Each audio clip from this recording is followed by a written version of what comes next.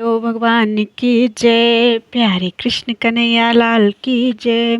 श्रीमद् देवी भागवत महापुराण अथ द्वितीयो अध्याय। पंचम स्कंध चल रहा है प्रथम खंड का, और एक अध्याय हो चुका था। आज दूसरे अध्याय से महिषासुर के जन्म, तप और वरदान प्राप्ति की कथा। राजा बोले, हे स्वामिन, आपने भगवती योगीश्वरी का यह प्रभाव विस्तार पूर्वक कहा। अब आप उन महामाया का चरित्र कहिए, उसे सुनने की मेरी बड़ी उत्सुकता है। जो मनुष्य इस बात को भली भांति जानता है कि यह स्थावर जंगमात्मक संसार उन्हीं से उत्पन्न हुआ है, वह उन महादेवी के प्रभाव को क्यों नहीं सुनना चाहेगा। व्यास जी बोले, हे राजन सुनिए, मैं विस्तार के साथ वर्णन करूंगा। हे महामते, जो वक्ता श्रद्धालु एवं शांत चित्त श्रोता से भगवती की कथा नहीं कहता, वह तो मंद बुद्धि का होता है। हे राजन, प्राचीन काल की बात है, जिस समय भूतल पर महिषासुर नामक राजा राज्य करता था, उस समय देवताओं और दैत्यों की सेनाओं में भीषण युद्ध छिड़ गया। हे राजेंद्र, उन्हीं दिनों सुमेरु पर्वत पर जाकर उस महेश नामक दानव ने हृदय में अपने इष्ट देवता का ध्यान करते हुए पूरे 10,000 वर्षों तक देवताओं तक को चकित कर देने वाला उत्तम तथा कठोर तप किया। हे महाराज, उसकी तपस्या से लोक पितामह ब्रह्मा जी प्रसन्न हो गए। अतः हंस पर सवार होकर वे चतुर्मुख ब्रह्मा वहां प्रकट होकर उससे बोले, हे धर्मात्मन, वर मांगो, मैं तुम्हारी अभिलाषा पूर्ण करूंगा। महेश बोला, हे देवदेव, हे ब्रह्मन, हे प्रभु, मैं अमृत तो चाहता हूँ। हे पितामह, आप ऐसा वर दीजिए जिससे मुझे मृत्यु का भय न रहे। ब्रह्मा जी बोले, इस जगत में उत्पन्न हुए का मरना और मरे हुए का जन्म लेना निश्चित है। समस्त जीवों का जन्म और मरण अनिवार्य रूप से होता रहता है। हे दैत्य प्रवर, समयानुसार संपूर्ण प्राणियों का नाश हो जाता है, यहाँ तक कि बड़े बड़े पर्वतों एवं समुद्रों का भी नाश हो जाता है। अतः हे राजन, मृत्यु संबंधी अपनी यह धारणा छोड़कर हे साधु, दूसरा जो भी वर तुम्हारे मन में हो वह मांग लो। महेश बोला, हे पितामह, देव, दानव और मानव, इनमें किसी भी पुरुष से मेरी मृत्यु ना हो। इस प्रकार जब पुरुष से मेरी मृत्यु नहीं होगी, तब भला कौन सी स्त्री मुझे मार सकेगी। अतएव हे कमल योने, मेरी मृत्यु किसी स्त्री के हाथ होने का वरदान दीजिए, क्योंकि कोई अबला भला मुझे मारने में कैसे समर्थ हो सकेगी। ब्रह्मा ने कहा, हे दानवेंद्र, जब भी तुम्हारी मृत्यु होगी किसी स्त्री से ही होगी। हे महाभाग महिषासुर, पुरुष से तुम्हारी मृत्यु नहीं होगी। व्यास जी बोले, हे राजन, इस प्रकार उसे वरदान देकर ब्रह्मा जी अपने लोक को चले गए, और वह दैत्य श्रेष्ठ महिषासुर भी प्रसन्न होकर अपने घर लौट आया। राजा बोला, वह महिषासुर किसका पुत्र था? वह महान बलशाली कैसे हो गया था? और उस महान दैत्य को महेश का रूप कैसे मिला था? व्यास जी बोले, हे महाराज, दनु के रंभ और करंभ नामक 2 पुत्र थे। वे दोनों दानव श्रेष्ठ भूमंडल पर बहुत प्रसिद्ध थे। हे महाराज, वे दोनों संतानहीन थे, अतः वे पुत्र प्राप्ति के लिए तपस्या करने लगे। उनमें करंभ ने पवित्र पंचनद के जल में डूबकर अनेक वर्षों तक कठोर तप किया, और रंभ दूध वाले वटवृक्ष के नीचे जाकर पंचाग्नि का सेवन करने लगा। बहुत काल तक जब रंभ पंचाग्नि साधना करता रह गया, तब यह जानकर इंद्र बहुत चिंतित हुए, और वे उन दोनों दानवों के पास पहुंच गए। पंचनद के जल में प्रविष्ट होकर इंद्र ने ग्राह का रूप धारण कर लिया और उस करंभ को दोनों पैरों से पकड़ लिया। इस प्रकार वृत्तासुर का वध करने वाले इंद्र ने उस करंभ को मार डाला। तब अपने भाई का वध सुनकर रंभ अत्यधिक कुपित हुआ। उसने अपने हाथ से अपना सिर काटकर उसे अग्नि में होम कर देने की इच्छा की। तदुपरांत वह तत्काल अत्यंत क्रोध के साथ बाएं हाथ से अपने केशपाश पकड़कर दाहिने हाथ में तीक्ष्ण तलवार लेकर जैसे ही अपना सिर काटने को उद्यत हुआ, तभी अग्निदेव प्रकट होकर उसे समझाने लगे। अग्निदेव उससे बोले, हे दैत्य, तुम अपना ही सिर काटना चाहते हो? तुम तो बड़े मूर्ख हो। आत्महत्या अत्यंत ही दुस्साध्य कर्म है। इसे करने के लिए तुम कैसे तैयार हो गए? तुम्हारा कल्याण हो, तुम्हारे मन में जो हो वह वरदान मांग लो, मरो मत। मरने से तुम्हारा कौन सा कार्य हो जाएगा?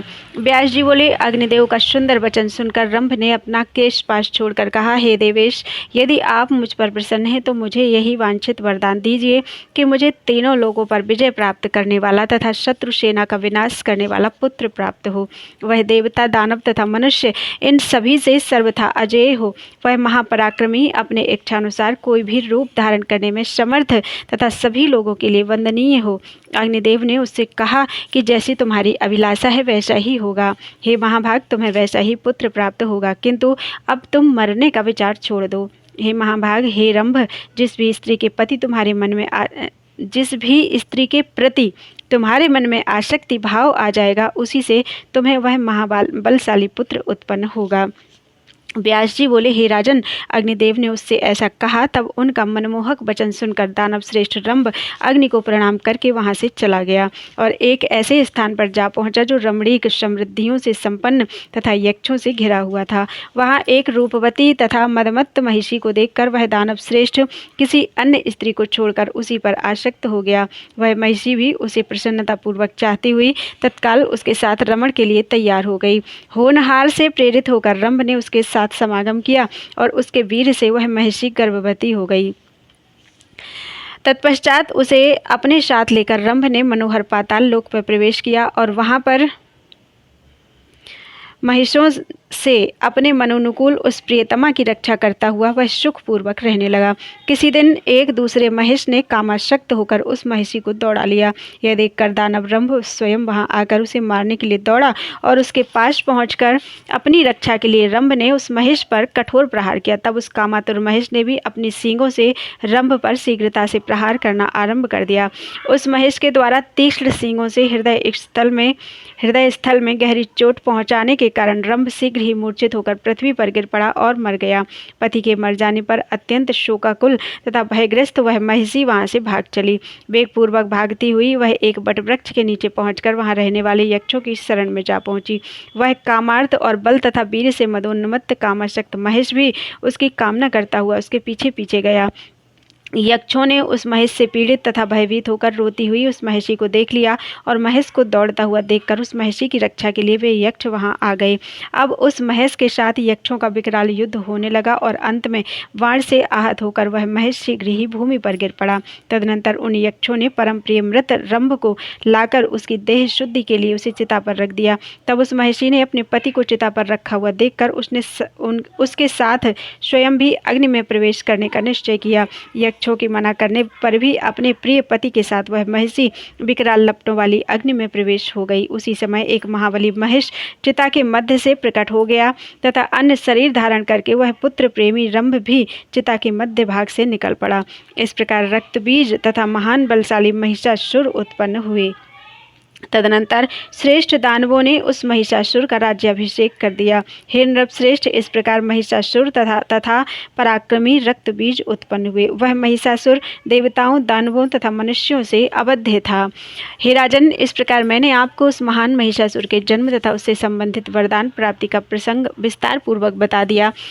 इति श्रीमद्देवी भागवते महापुराणे अष्टादशसहस्रयां संहितायां पंचम स्कंधे महिषासुरोत्पत्ति नाम द्वितीयो अध्यायः। बोलो वृंदावन बिहारी लाल की जय। अथ तृतीयो अध्याय, महिषासुर का दूत भेजकर इंद्र को स्वर्ग खाली करने का आदेश देना। दूत द्वारा इंद्र का युद्ध हेतु आमंत्रण प्राप्त कर महिषासुर का दानव वीरों को युद्ध के लिए सुसज्जित होने का आदेश देना। व्यास जी बोले, इस प्रकार वरदान पाने के कारण अभिमानी युक्त उस महाबली दानव महिषासुर ने राज्य प्राप्त करके संपूर्ण जगत को अपने अधीन कर लिया। उसने समुद्र पर्यंत सारी पृथ्वी को अपने बाहुबल से जीतकर शत्रु समुदाय से रहित कर दिया तथा वह निर्भय होकर एकछत्र राज्य करने लगा। उसका सेनाध्यक्ष चिक्षुर महापराक्रमी एवं मदमत्त था। ताम्र उसका कोषाध्यक्ष था, जिसके पास 10,000 सैनिक थे। उस समय अशिलोमा, उदर्क, बिडालाख्य, बाष्कल, त्रिनेत्र तथा बलोन्मत्त कालबंधक इन दानवों ने अपनी अपनी विशाल सेनाओं के साथ सागरांत समृद्धिशालिनी पृथ्वी को घेर कर राज्य स्थापित किया। जो पुराने नरेश थे वे भी अब महिषासुर को कर देने लगे। उनमें जो भी स्वामिनी थे और छात्र धर्मानुसार जिन्होंने उसका सामना किया था वे मार डाले गए। हे महाराज, संपूर्ण भूमंडल पर ब्राह्मण लोग महिषासुर के अधीन हो गए और उसे यज्ञ भाग देने लगे। इस प्रकार एक छत्र राज्य स्थापित करके वरदान से गर्वित वह महिषासुर स्वर्ग पर भी विजय प्राप्त करने की अभिलाषा करने लगा।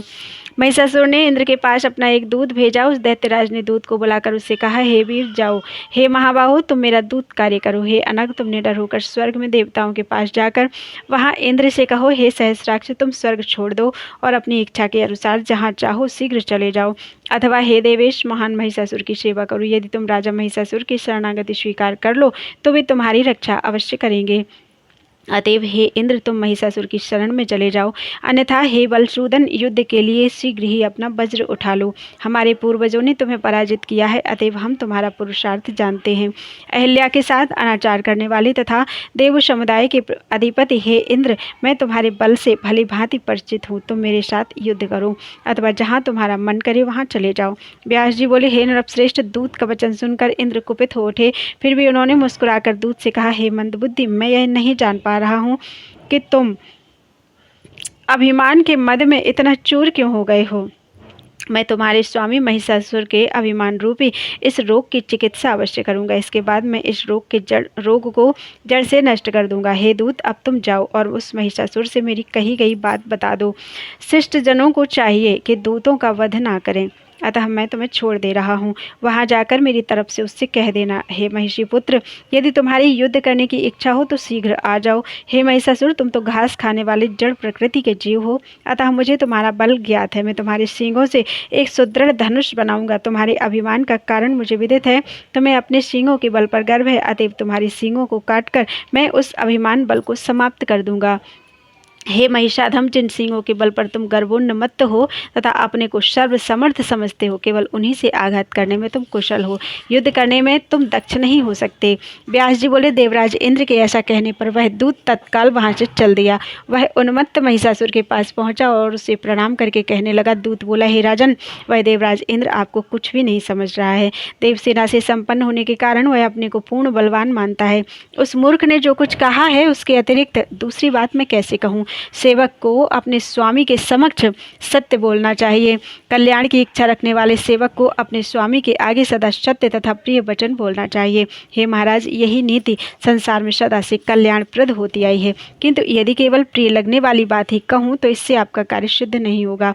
साथ ही अपना कल्याण चाहने वाले सेवक को अपने स्वामी से कठोर बात कभी नहीं कहनी चाहिए। हे नाथ, शत्रु के मुख से जिस तरह की विषतुल्य बातें निकलती हैं, उस तरह की बातें सेवक के मुख से कैसे निकल सकती हैं।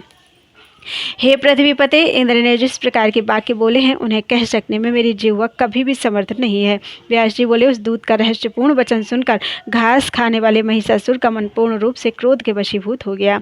सभी दैत्यों को बुलाकर क्रोध के मारे लाल आंखों वाला महिषासुर अपनी पूंछ पीठ पर रखकर मूत्र त्याग करते हुए उनसे कहने लगा, हे दैत्यों, वह इंद्र निश्चय ही युद्ध करना चाहता है, अतः तुम लोग सेना संगठित करो। हमें उस देवाधम को जीतना है। मेरे सम्मुख भला कौन पराक्रमी बन सकता है। यदि उस इंद्र के समान करोड़ों लोग मेरे सामने आ जाएं तो भी मैं नहीं डरूंगा। तब उस अकेले इंद्र से कैसे डर सकता हूं। उसको तो मैं अब निश्चित रूप से मार डालूंगा। वह इंद्र शांत स्वभाव वाले लोगों पर अपने पराक्रम का प्रदर्शन तथा तपस्वियों पर अपने बल का प्रयोग करता है। वह मायावी, व्यभिचारी तथा दूसरे की स्त्री का हरण करने वाला है। वह दुष्ट अपनी अप्सराओं के बलबूते दूसरों की तपस्या में विघ्न डालता है। शत्रु की कमजोरी देखकर अवसरवादिता का लाभ उठाकर उस पर प्रहार करता है। वह सदा से पाप कृत्यों में रत रहने वाला तथा घोर विश्वासघात करने वाला है। भय के मारे उस छली इंद्र ने पहले विश्वास प्रदर्शन करने के लिए अनेक प्रकार की शपथें खाकर नमुचि नामक दैत्य से संधि स्थापित की, किंतु बाद में उस दुष्टात्मा ने छलपूर्वक नमुचि को मार डाला। विष्णु तो कपट का आचार्य, मायावी, झूठे प्रतिज्ञाएं करने में बड़ा ही कुशल, बहुरूपिया सैन्य बल का संचय करने वाला तथा महान पाखंडी है। उसी ने शूकर का रूप धारण कर हिरण्याक्ष का वध कर डाला और नरसिंह का रूप धारण कर हिरण्यकशिपु का संहार किया। अतएव हे धनु के वंशजों, मैं उसका वशवर्ती कभी भी नहीं होऊंगा और देवताओं का कहीं भी कदापि विश्वास नहीं करूंगा। विष्णु तथा इंद्र ये दोनों मेरा क्या कर लेंगे। यहाँ तक कि उनसे भी अधिक शक्तिशाली रुद्र भी युद्ध भूमि में मेरा प्रतिकार कर पाने में समर्थ नहीं है। इंद्र, वरुण, यम, कुबेर, अग्नि, चंद्रमा तथा सूर्य को जीतकर मैं स्वर्ग पर अधिकार कर लूंगा। अब हम लोग यज्ञ का भाग प्राप्त करेंगे तथा सोम रस का पान करने वाले होंगे। मैं देव समुदाय को जीतकर दानवों के साथ विहार करूंगा। हे दानवों, वरदान के कारण मुझे देवताओं का भय नहीं है। पुरुष से मेरी मृत्यु हो ही नहीं सकती, तब भला स्त्री मेरा क्या कर लेगी। हे गुप्तचरों, पाताल में तथा पर्वतों पर रहने वाले बड़े बड़े दानव वीरों को तत्काल यहाँ बुलाकर उन्हें मेरी सेनाओं का अध्यक्ष बना दो। हे दानवों, मैं तो अकेला ही समस्त देवताओं को जीतने में समर्थ हूँ, फिर भी शोभा बढ़ाने की दृष्टि से आप सबको भी बुलाकर देवताओं के साथ होने वाले संग्राम में ले चलूंगा। मैं अपने सींगों तथा खुरों से देवताओं को निश्चित रूप से मार डालूंगा। वरदान के प्रभाव से मुझे देवताओं से भय नहीं है। देवता, दानव तथा मनुष्य सभी से मैं अवध्य हूँ, अतः आप सब लोग देवलोक पर विजय प्राप्त करने के लिए अब तैयार हो जाएं। हे दैत्यों, देवलोक को जीतकर मैं नंदन वन में विहार करूंगा। मंदार पुष्प की मालाएं धारण करके आप लोग देवांगनाओं के साथ रहेंगे, कामधेनु के दुग्ध का सेवन करेंगे, प्रसन्नतापूर्वक अमृत पान करेंगे और देवताओं तथा गंधर्वों के गीतों तथा मनमोहक हाव भाव युक्त नृत्यों का आनंद लेंगे। उर्वशी, मेनका, रंभा, घृताची, तिलोत्तमा, प्रमदवरा, महासेना, मिश्रकेशी, मदोत्कटा, विप्रचित्ती आदि नृत्य तथा गायन कला में अति निपुण अप्सराएं विविध प्रकार के मद्य पिलाकर आप सभी का मनोरंजन करेंगी। देवताओं के साथ युद्ध करने के लिए देवलोक के लिए प्रस्थान करना यदि आप लोगों को उचित लगे तो आप सब उत्तम मंगलाचार संपन्न करके आज ही चलने के लिए तैयार हो जाइए। समस्त दानवों की रक्षा के लिए मुनिश्रेष्ठ शुक्राचार्य को बुलाकर उनका पूजन करके उन परम गुरु को यज्ञ कार्य में नियुक्त कीजिए। व्यास जी बोले, हे राजन, इस प्रकार दानव वीरों को आदेश देकर वह पाप बुद्धि महिषासुर प्रसन्नता के साथ शीघ्र ही अपने भवन को चला गया। इति श्रीमद्देवी भागवते महापुराणे अष्टादशसहस्रयां संहितायां पंचम स्कंधे भगवती महात्म्ये